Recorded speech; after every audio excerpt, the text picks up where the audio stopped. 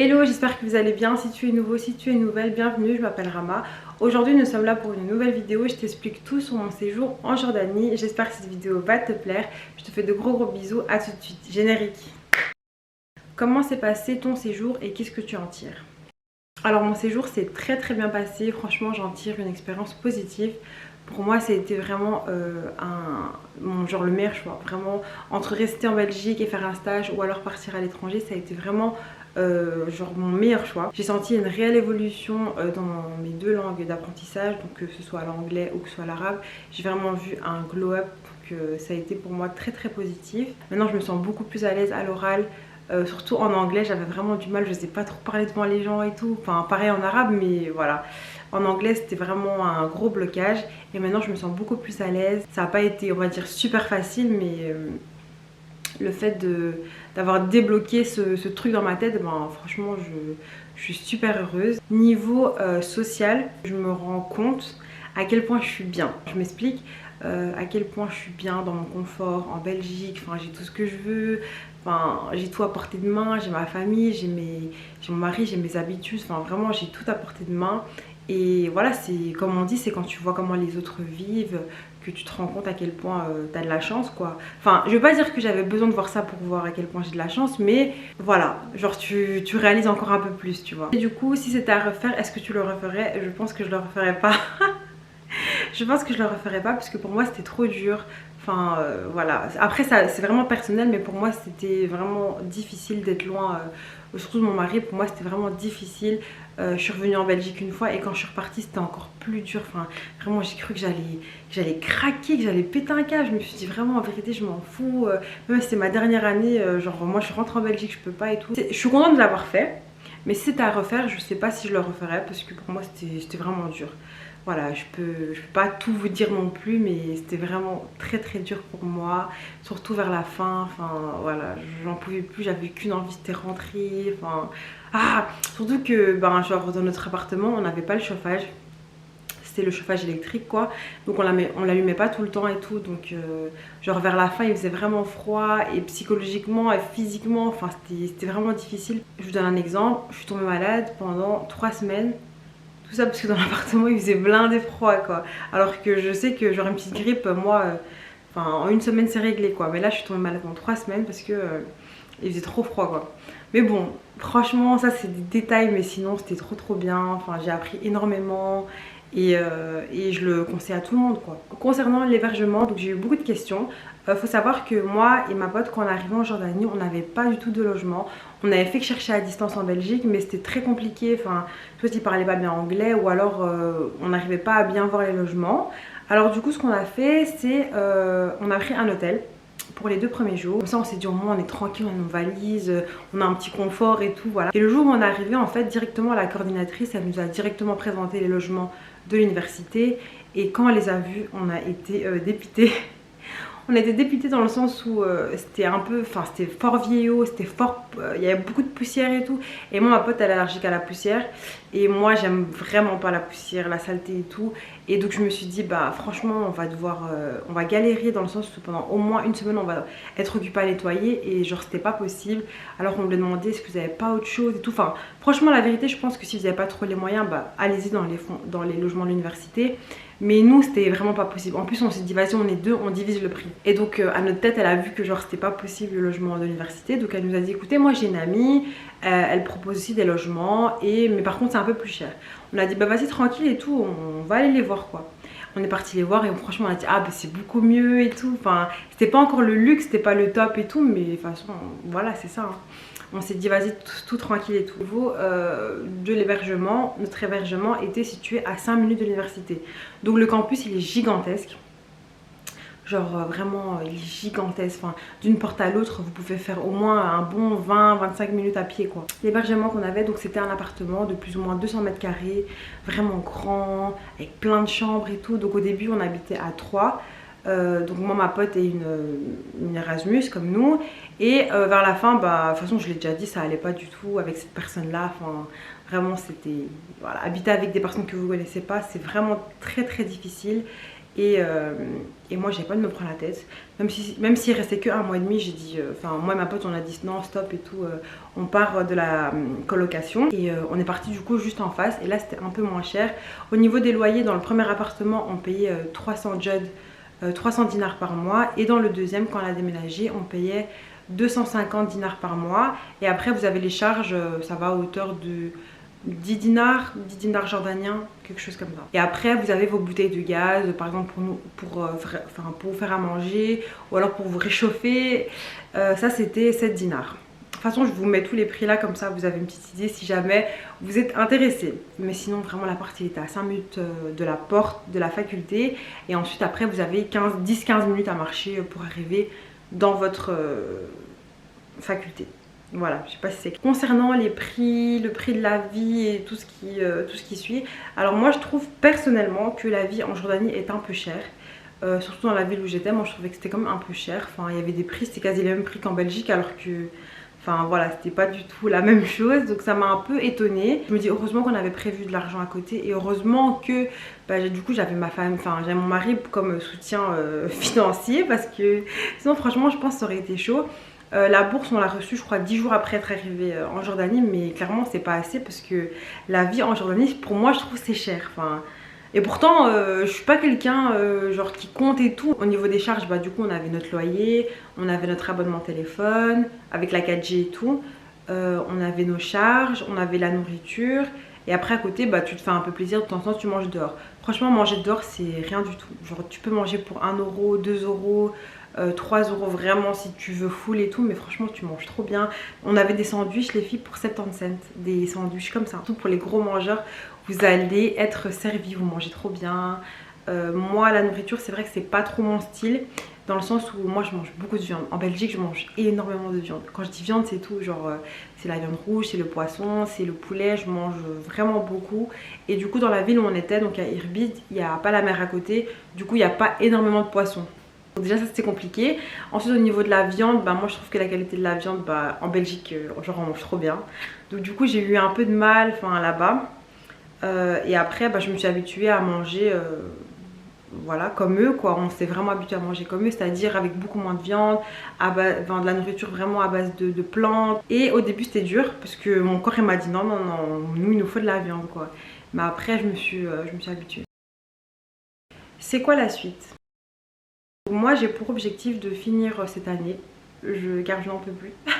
J'ai pour objectif de finir cette année. Donc là quand j'étais en Erasmus du coup j'ai effectué donc 3 mois et demi. J'ai obtenu du coup tous mes crédits, donc il me fallait 30 crédits. Donc j'ai eu mes 30 crédits et j'ai eu une bonne moyenne de 15 sur 20. Donc je suis quand même assez fière de moi. Comme je vous l'ai dit, j'ai appris énormément et donc pour moi ça a été plus que bénéfique. Donc là on va dire j'ai réussi la moitié de mon année. Et donc maintenant il me reste encore à effectuer la moitié de mon année du coup en Belgique. Là je suis revenue. Et donc voilà, donc j'ai encore 30 crédits au niveau de mes cours. Donc ça fait 6 cours. Donc j'ai 6 cours à réussir. Il faut que je les réussisse absolument les filles pour juin.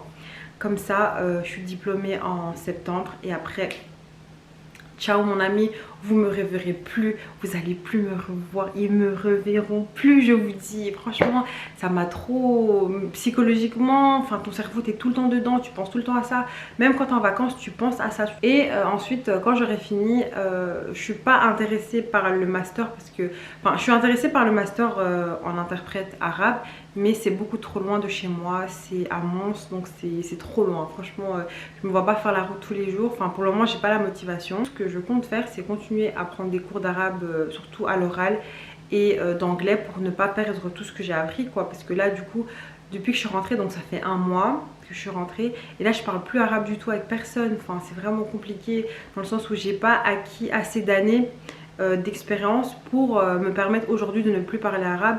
Et que si demain je dois de nouveau reparler arabe, ça vient automatiquement. Là si on me parle arabe je vais comprendre, mais je vais avoir du mal et tout, parce que voilà ta syntaxe et tout, ton vocabulaire, enfin vu que tu retravailles plus trop, voilà tu le perds un petit peu quoi. Donc je trouve ça dommage. Donc je dois absolument trouver un moyen pour ne pas perdre tout ce que j'ai acquis. Voilà, les langues c'est un travail personnel, c'est pas que l'école. Clairement toutes les personnes qui vont venir dans cette option, vous allez voir que c'est pas parce que vous êtes doué en langue que vous allez forcément réussir. C'est beaucoup de travail personnel.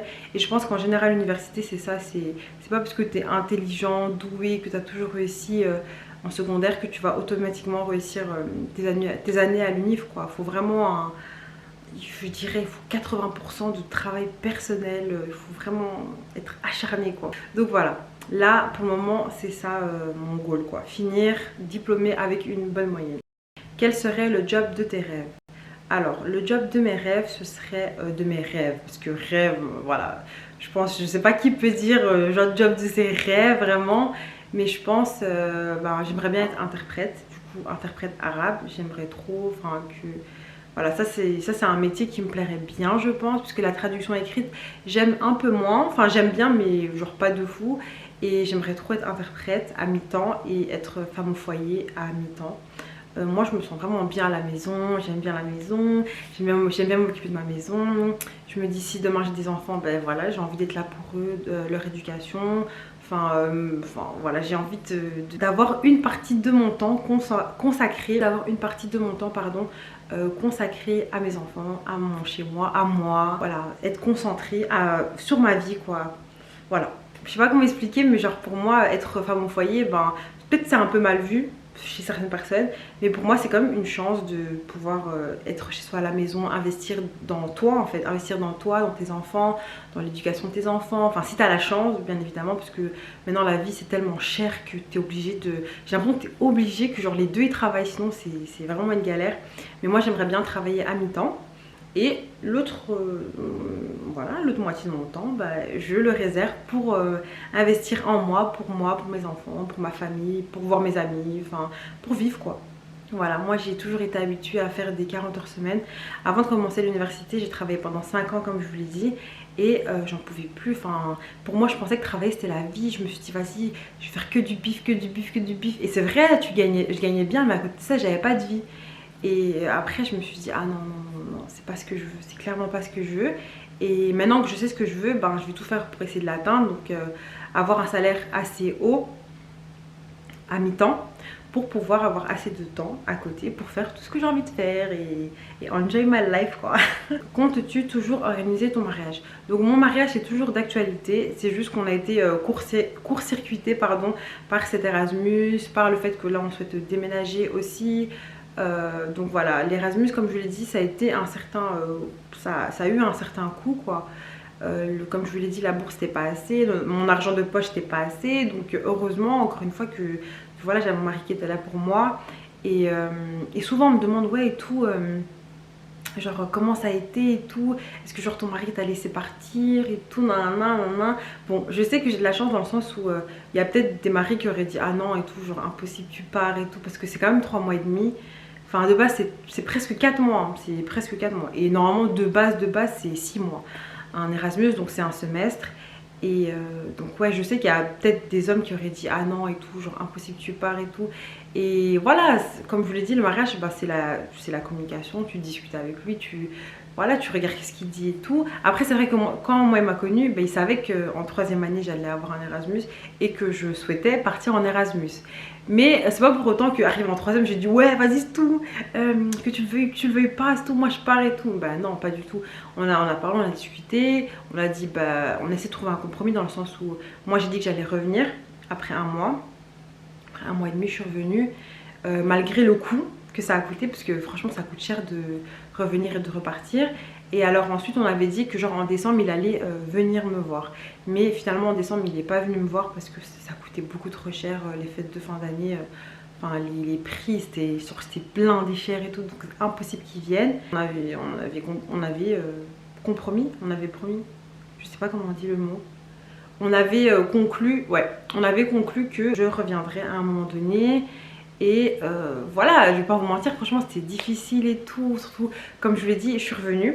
Et quand je suis repartie, c'était la dégringolade. J'ai dit non, je pense pas que je vais y arriver. Tous les jours, je l'appelais et tout. Vous savez, quand je suis en Belgique et tout, genre par exemple, quand on est là et tout à la maison et qu'il me pince et tout, qu'il passe devant moi, qu'il me pince, tout le temps je me plains, je dis ouais et tout, arrête de m'embêter, arrête de m'embêter. Et quand j'étais là-bas, je rêvais qu'il m'embête. Je rêvais qu'il m'embête. Franchement, c'était vraiment pas facile et tout, sachant que, comme je vous l'ai dit, Donc nous on s'est mariés en mars 2020, enfin de l'année passée.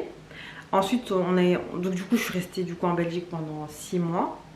Et après 6 mois je suis partie pendant 3 mois et demi. Enfin, même si je suis revenue une fois, je suis partie pendant 3 mois et demi. Donc ça veut dire que voilà, enfin, on s'est quand même habitué à vivre l'un avec l'autre pendant 6 mois. Enfin, on a créé nos habitudes ensemble, on faisait tout ensemble. Et puis d'un coup être séparés pendant 3 mois et demi, c'était vraiment très très difficile. C'est pour ça que je vous ai dit, moi si on me dit vas-y Rama refais-le, je sais pas si je pense pas que je le referai parce que c'était trop dur d'être loin de la personne avec qui t'es quoi. Vraiment dur, il y avait des moments où genre j'avais besoin de lui quoi. Bref, la phase love est finie. Concernant, donc on disait quoi?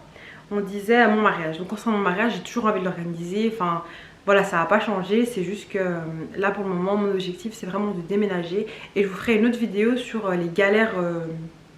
toutes les galères qu'on a eues par rapport au déménagement, par rapport au fait de chercher par rapport juste au fait de vouloir un appart. Je vais vraiment vous expliquer toutes les galères par lesquelles on est passé. Et donc là l'objectif c'est vraiment de déménager et voilà, de nouveau remettre de l'argent de côté pour pouvoir organiser le mariage qui nous correspond le plus, sans être dans l'abondance, sans exagérer, enfin, faire quelque chose qui ne nous ressemble pas, même si on a tous les deux des grandes familles. Je pense que quand tu as des grandes familles, c'est compliqué de faire des petits trucs, genre tu te dis petit budget, mais genre c'est vraiment très difficile. C'est des gros montants avec lesquels on pourrait faire autre chose quoi. Donc là, notre objectif c'est faire un mariage, oui, mais pas, trop dépensé pour ça quoi. Donc voilà les filles, on est arrivé à la fin de la vidéo. Enfin les filles, je vais arrêter de dire les filles parce que je sais qu'il y a aussi des garçons qui me suivent. Donc on va tout simplement dire les gars. Les gars ça inclut tout le monde quoi. Donc voilà les gars, on est à la fin de la vidéo. J'espère que cette vidéo elle vous aura plu. N'hésitez pas à liker, à commenter, à me dire ce que vous en pensez, à me donner d'autres idées de vidéos et tout. Franchement là dès que j'ai un peu de temps avec l'école et tout, franchement j'essaie de faire une vidéo. Là je sais pas il est quelle heure mais je profite pour faire, dès que j'ai un peu de temps je profite pour faire une vidéo et je vous la poste. Et la prochaine vidéo qui va suivre, je pense que vous avez une petite idée sur le sujet. Je vous fais de gros bisous, prenez soin de vous, à la prochaine. Mouah.